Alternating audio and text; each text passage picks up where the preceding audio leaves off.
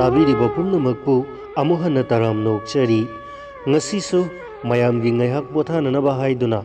mamangda sandokchakraba Tenali Ramgi lausing wari anisuba saruk puduna lakchari Tenali Ramgi lausing wari anisuba tangkakta taminarasi ningthaugi mangda changsi siba ningthau Krishna Devarayana lausing chauba amasung matik mayai chenba मियोई सिंगी मफमदा इकाई खुमनबा थमी हाइबसे तेनाली रामना ताबु fungi महाकी वाखलदा निंगथौगी मनाक्ता चलगा करिगी लाइबक चांग येंगलोइदबगे निंगलाई यामना लूरिबो वाफम अमना महक कनानो सक्ताकचे अमा याउदनदी करमना निंगथौगी मनाक्ता तराइना हेक्ता चंगलगा चांगयेंग येंगबा फंगदबसु नत्ते मसीगिदमक महाकपु निंगथौगी मनाक्ता यौना पुसिनबीबा ngamgadaba यामना मरु ओइबा मिसक अमा फंगननबगी तंजादो खौरांगना ngaijari मियोइबना ngaibabु कल्लबदी मतमना सुपिनबी Tenali रामगी नकनबा मरी मता अमगी मसानुपी अमा मंगमादा लुहोंगखी लुहोंगबा सही अमगी मतुंगदा मसानिपा अमा ताइबंग फावरकपगी नुंगाइबा फोंदोकपदा सरुक याबा याउबा ओइना तेनाली रामसु लाखी मतम असिदा निंगथौ कृष्ण देवरायगी राजगुरु तेनालीगा नकनना लैबा मंगलगिरी कौबा मफमदा लेंबिरक्तुना Larry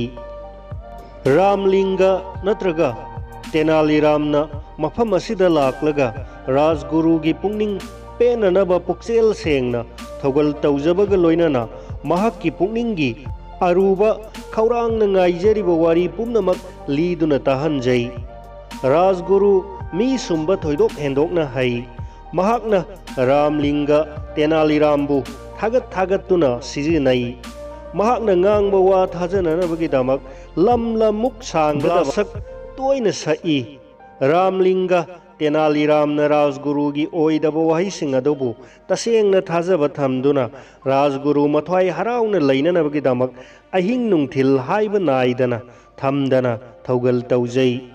राजगुरुना ngangliba wahising ase mapan thongdadi onthokna fajachraba thajahannanabagi wa ngaktani adumnadi oiraga mahakki nungdadi kanna oidabagi maina sakli mahakna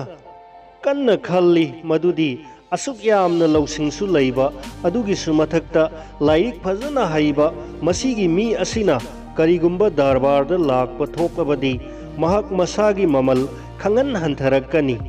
मसे पुमनमक खंजब लैरबसु महाकना चलमदाइदे थाजब पीरदुना हाई करिगुंबा मतंग चाब तंजा फंगलबदी अइना इनिंग थौदा नहाकपु सक खंगननबगी दमक सोइदना कौहनब थारकनी तेनाली राम राजगुरुना हाइरंबा वा थाजब थमदुना राजगुरुना यामना खौरांगना ngaijari तौगी मसुंग कौबा लाकपा मरैत्रे सुक्लाक लाक्त्रे महाकी मरुक मपांग सिंगना वागी वा ओइना करेमनदुना हंगी कमदौरे रामलिंगा बाई हौजिक फावबो चननबा नंबो थाबो योमद्रिदना कनामना मखा ताना हंगलई अखोइना ताबददी नहाकपु विजयनगरदा लाकननबा थोइदोकपा दुथारई हाइनैदा तेनालीना पौखुम पिरई लाकनीदा मतमदो अदुमनदी ओइरगा वहाय असे चुमनगी हाइब खक्तनी पुंगनिंगनदी राजगुरुदा थाजब थंबदो मांखरे तेनाली रामना मतम कुइना राजगुरुना महाकपु सोइदना नमक्की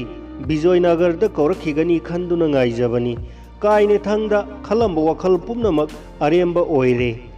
पोलोय ओइना महाकि पुंगनिंगदा कौरकपा ngaइबा तौदना विजयनगर चलगे चप युंगना लेपले मसिगिदमक महाकना महाकि युम अमसुंग युमगी मपोट मचै पुमनमक अमत खाक्तना योनथोकलमलगा ममा नुपी अमसुंग मचा पुरगा विजयनगरगिदमक खोंसालक्ले चलिबा खोंचत असिदा करिगुम्बा मफम अमदा पोथाबा नत्रगा पंथबा थोकलबदी महाकना खरा पोंगलप तौना राजगुरुगी मिंग पंदुना हेक हेक हाई अहाक महाकि शिष्यनी ममादा येंगदुना महाकना हाई येंगु तौरीसे उरेदना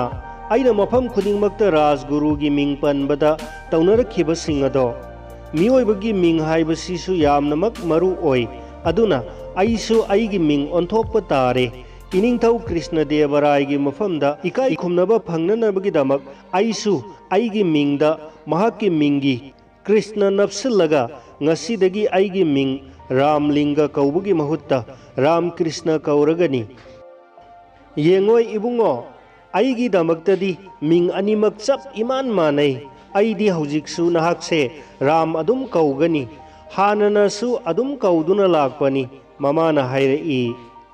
कोदवीर कौब मफम अमदा तेनाली रामगा मफम अदुगी डिस्ट्रिक्ट की थौपुबग थेंगनखी महाक असे विजयनगर की प्रधानमंत्री का नक्नब मरी थोंगनै महाकना सुमना ताई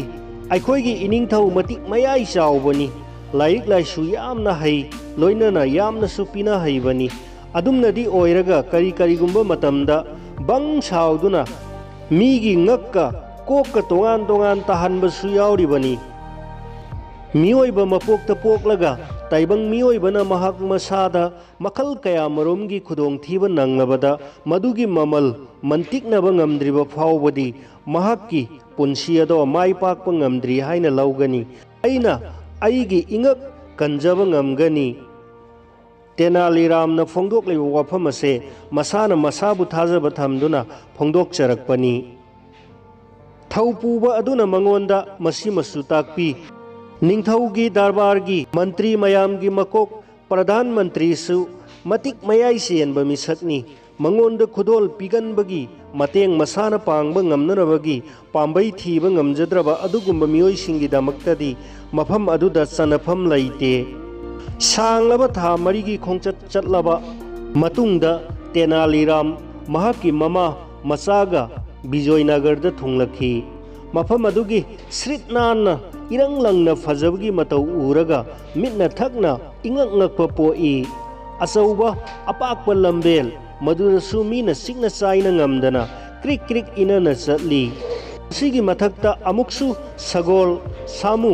मिट थकना फजरबा असौ असौबा दुकान सिंग अमसुंग अतिया पकना वांगलबा फुरा दलाल सिंग पुमनमक मखोइगी दमक्तदी पुंसीदा इनौ नौना थेंगनबा उबा पोसक ngakतनी मफम असिदा मखोइ मतम खरा पंदुना लैननबगीदमक मफम असिदा लैबा जुम्बु अमदा हाइजरगा ममा अमदी नुपी अंगांग सिनरमलगा महाक राजगुरुगी मनाक्ता चटपा थोलई मफम असिदा मी हाइनिंगाई लैतना क्रिक क्रिक इनना चिलमी निंगथौ कोनुंगी असौ असौबा सकनाइरबा फमनाई तुनाइबदगी हौरगा फिजु फिजाम चाक थोंबा फावबना तिलमी कनाना राजगुरुदा मसा सक ताकचननबा लाई कना अमना मसाना मसाबु थागतचबा मनाई मसेन मरोन मरोल चिल्लबा मिरक असिदा तेनालीराम हुचिंदुना संख्रगा राजगुरुगी मनाई अमदा तेनालीराम कौबा मी अमा लाई हाइदुना राजगुरुदा तंबियु थाखी मनाई हलकलगा तमलरई राजगुरुना हाइरई महाक्ति मिंगदो कौबा मी अमता खंगबा लैते तेनालीरामना Chowna सागतचरकलबा वाखलगी मंगलानदो पुंचाई चाइखी लैजबा लौसिंग ngaihakki oina mangki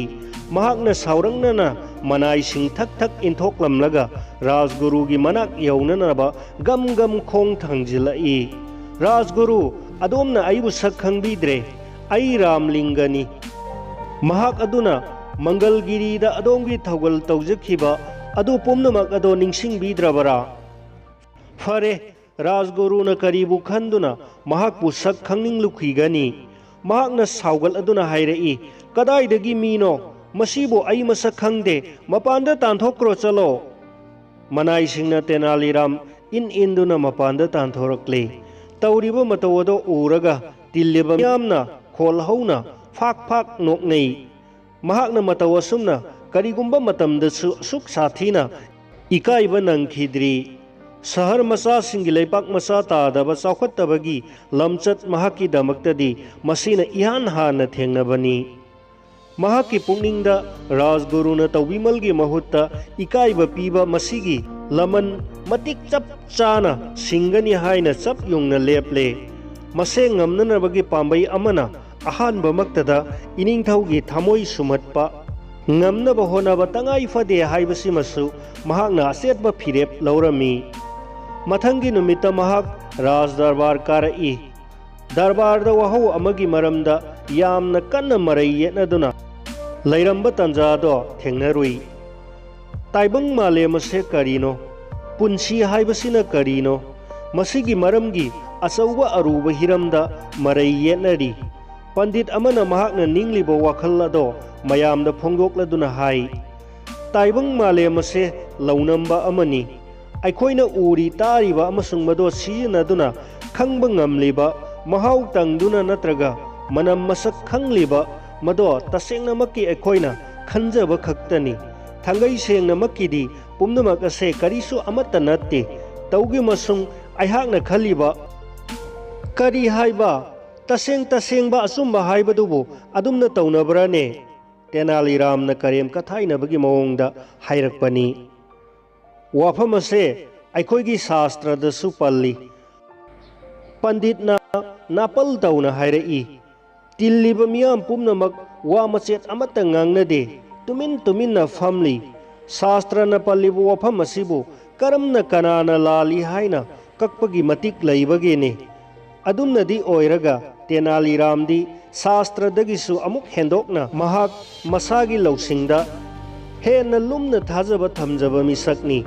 mahakna tilliba miya mang aduda hairai amukasu pandit jina masidagi hena asumba laitre haina khanbiriba wakhal ado phongdok piri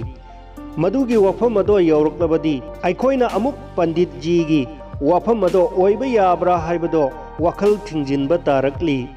aina ngasi mayamgi mamangda thamjaningliba wafamdi aikoina hojikmak aikoigi thaujal hairaba pina haiba ining thaugi thaujal makhada thaujal biduna punsi ase hingjana nanabagi thoidokpa marang kaina fangjari amasung pumnamaksu phangminari pumnamak asibu aikoina khangsin usina daba taraklibara mase pumnamak asibu taibang malem ase launamba amani aikoina uri tariba mado sijinaduna khangba ngamliba mahau tangduna natraga manam masak khangliba pumnamak ase aikoina karisu amata natte thajaningai oide haina lauba yaribra pandit ji gi wakhalol asibu asumbani haigadawribra aina pandit ji gi mafamda ikok ase nonjari adom su lengsin biri phampham langda nganthoi biri amasung wakhal khanbi duna miyamda yauhan biri adom nasu tabiri dana adubu aikoi ining thaugi mieng makhada ining thaugi thaujal gi makhada aikoi punna punsi ase hingminari haibasibu kayamuk lalabage Tenali Ramgi wa taraga tilliba mi mayam pumnamak amata oina hauna noi panditji gi maithong mawong amada sat on ki ningthauna Tenali Ram yenglaga haifam khangdana harauki harau mankhiduna sanagi senjek senpak ama khudol taubaga loinana khudakta mahakpu ras bidu sak ningthaugi pungning harau hanba phagi gi mi ama oina thabak hapi khi mayamna khubak prok khuduna iningthauna mayamgi mamangda lauthokkiba nungaiba paujel adubu taramna okhi mayam adugi manungda rajguru su yauribani adubu ningthaugi mangdadi rajguru mantri mayamgi makok oiriba mantri purel ado changsi sikhi